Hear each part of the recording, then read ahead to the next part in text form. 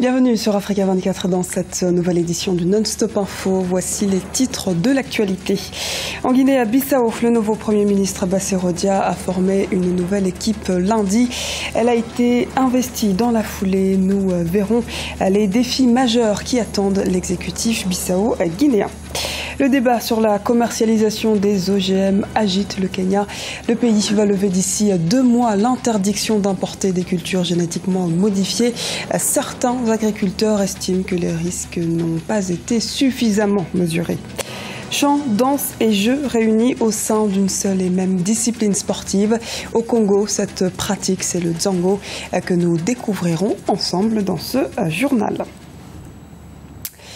En Guinée-Bissau, un nouveau gouvernement dirigé par le Premier ministre Bassirou Dia a été formé ce lundi selon un décret du président José Mario Vaz. Cette annonce intervient après quasiment 1 mois de crise provoquée par le limogeage du précédent chef de gouvernement Domingos Simoes Pereira. On fait le point avec Aliouna Guindou et Jean-Célestin Idiangué. Nomination d'un nouveau gouvernement en Guinée-Bissau le 7 septembre 2015. Ce remaniement fait suite à la révocation le 12 août 2015 du gouvernement de Domingos Simões Pereira par le président José Mario Vaz. Le nouveau gouvernement dirigé par Bassirou Dia se compose de 15 ministres et de 15 secrétaires d'État. Pour des observateurs, ce nouveau gouvernement pourrait permettre au pays de retrouver une certaine stabilité. La formation de ce nouveau gouvernement en Guinée-Bissau va certainement permettre en tout cas d'amorcer la sortie de crise, puisque depuis quelques semaines, c'était cela le problème, c'est-à-dire d'arriver à former un gouvernement qui fasse consensus auprès de la classe politique et notamment auprès des 2 principaux partis, c'est-à-dire le PRS, le Parti de la Rénovation Sociale, et le PAIGC. Donc c'est une bonne nouvelle et c'est une bonne chose que cela soit rendu possible grâce à la maturité du jeu politique bissau-guinéen. Le remaniement que vient de vivre la Guinée-Bissau fait suite à des tensions au sein du parti au pouvoir, le Parti africain pour l'indépendance de la Guinée et du Cap-Vert, PAIGC. 10 des 30 postes gouvernementaux reviennent désormais à des membres du Parti pour le renouveau social, le PRS, le deuxième parti le plus important du Parlement, comme pour réconcilier le pays. Il y a un partage des responsabilités qui se fait et aujourd'hui ce partage se fait avec les 2 principaux partis. La lecture que l'on peut avoir dessus, c'est en tout cas une lecture de consensus, d'apaisement politique. Je ne verrai pas le problème sous l'angle d'une opposition entre un camp contre un autre. Les acteurs politiques qui font le jeu politique en Guinée-Bissau arrivent à s'entendre enfin puisqu'il y a d'autres priorités qui attendent ce nouveau gouvernement, notamment le développement, et ça, c'est la principale question sur laquelle les citoyens bissau-guinéens attendent les hommes politiques et notamment ce nouveau gouvernement. L'histoire de l'ancienne colonie portugaise a été marquée depuis 1980 par une série de coups d'État avec parfois l'appui des forces de l'ordre. Mais depuis la destitution du précédent Premier ministre le 12 août 2015, l'armée s'est engagée à rester à l'écart des tensions politiques afin d'obéir à la Constitution. En Guinée, Sidya Touré ambitionne de briguer la magistrature suprême en octobre 2015. Avec son parti, l'Union des forces républicaines, le candidat entend mettre l'accent sur l'économie du pays.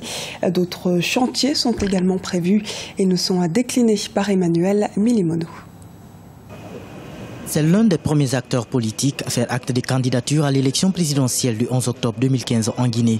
Sidya Touré, président de l'Union des forces républicaines de Guinée, milite pour une alternance au plus haut sommet de l'État. Cet ancien Premier ministre, qui n'en est pas à sa première candidature au poste de président de la République, est l'acteur principal des premières réformes économiques réussies par le pays en 1996 avec les institutions de Bretton Woods.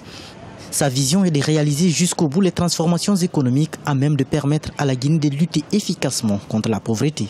L'un des problèmes fondamentaux de ce pays, c'est la pauvreté, l'absence de croissance, donc l'absence de création de richesse qui entraîne un chômage des jeunes.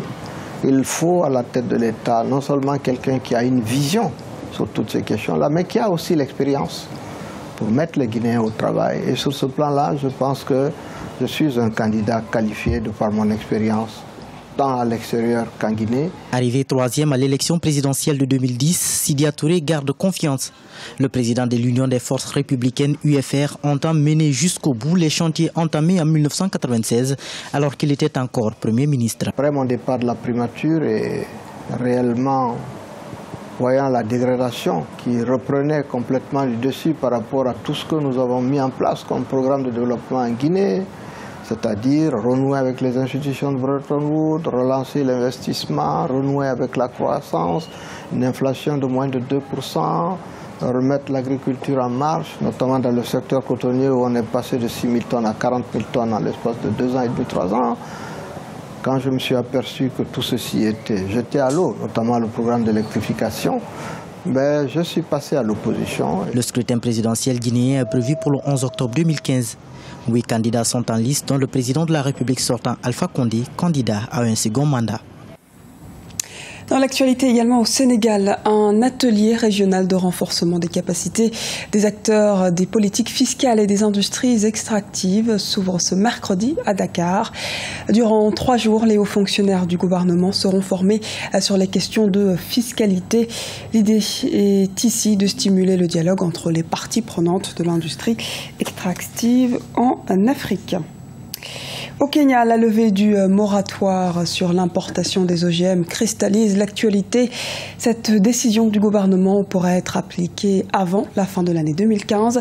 Elle suscite, cela dit, de nombreuses interrogations, comme nous l'explique Idelette Mirabel-Bissou. Le Kenya compte lever le moratoire datant de 2012 sur l'importation des organismes génétiquement modifiés au cours des 2 prochains mois. La plupart des scientifiques du pays soutiennent cette décision. Même si les Kenyans consomment en grande quantité des produits bio, cette décision relance le débat sur les organismes génétiquement modifiés. En tant que paysan, je préfère l'agriculture biologique. Il faut utiliser les bonnes graines pour la culture. Les agriculteurs doivent cesser d'utiliser des graines qui ont été manipulées artificiellement. Ces graines peuvent avoir des conséquences négatives sur notre organisme. Je suis pour les OGM. Le changement peut être bénéfique pour nous. Avoir plus de nourriture dans un délai très court et sans conséquences sur la santé, quoi de mieux? Selon de nombreux scientifiques kenyans, il n'y a aucune preuve de risque pour la santé après la consommation d'aliments génétiquement modifiés. Pourtant, certains observateurs n'ont pas confiance aux entreprises en place qui manipulent les semences. Il n'y a aucune évaluation sur les risques encourus après la culture et la consommation d'OGM. En ce qui me concerne, je pense que nous semblons perdre la souveraineté de ce pays. Ceux qui dirigent ce débat sont financés par des personnes qui ne représentent aucun intérêt immédiat dans ce pays. En se lançant dans la culture des OGM, le Kenya s'est donné pour objectif d'augmenter sa production agricole. L'Afrique du Sud et le Soudan ont une expérience de cette pratique. Au Kenya, l'opinion reste pour l'heure partagée. Certains agriculteurs craignent des répercussions sur la santé, mais aussi la dissémination des graines génétiquement modifiées qui risquent d'empêcher la culture d'autres espèces. Allons à présent à la découverte du Dzango au Congo-Brazzaville. La discipline sportive est actuellement présentée au public des Jeux africains à l'occasion de vulgariser la pratique au niveau national et international.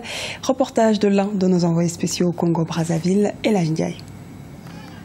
Jeu traditionnel pour adolescentes, pratiqué depuis de très longues années dans les quartiers et les cours d'école au Congo-Brazzaville, le Dzango est devenu ces derniers temps une nouvelle discipline sportive. Ce jeu oppose 2 équipes de 11 adolescentes rangées face à face et séparées par une distance de 2 mètres approximativement. Pendant les rencontres, les joueuses sautillent, claquent les mains et chantent des comptines. Les points sont marqués par une équipe en croisant ou décroisant les jambes selon les dispositions fixées avant le début du jeu. Cette discipline a été codifiée. Nous avons mis en place un règlement. Donc sur le terrain, nous avons 17 joueuses. Et sur les 17 joueuses, 11 qui sont sur le terrain et 6 réserves. Et pour un match de Nzango, il y a 6 officiels. Parce qu'il y a des officiels que vous appelez des arbitres. Nous avons deux commissaires, un commissaire principal et un commissaire assistant. Nous avons un arbitre central, 2 arbitres de couloir plus un marqueur.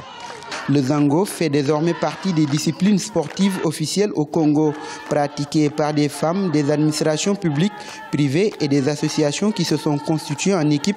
Il connaît de plus en plus de succès. Les adeptes de ce sport souhaitent que le Dzango, qui est une identité culturelle de leur pays, puisse s'exporter vers d'autres nations du continent. comme les chercheurs en développement, les spécialistes en développement disent, un pays se fait valoir par 4 dimensions. Il y a la dimension chant, la dimension danse, la dimension jeu. Pour nous ici, c'est le Nzango. Donc notre objectif, nous avons développé, valorisé le patrimoine culturel congolais et que pour nous, nous disons que si l'Afrique, nous parlons la même culture et de nos jours, en sortie de ces 11e Jeux africains, nous allons partager cette discipline sportive avec plein de pays africains qui n'attendent que notre arrivée. Un match de Zango dure 50 minutes, 2 mi-temps de 25 minutes chacune et 10 minutes de pause. Il y a la catégorie des minimes, des cadets, des juniors ainsi que des seniors. Le Zango est présent aux 11e Jeux africains de Brazzaville comme sport de démonstration. Ce journal a été réalisé par l'ensemble de la rédaction. Nous vous remercions pour votre fidélité. Dans un instant, une nouvelle édition du Non-Stop Info sur Africa 24.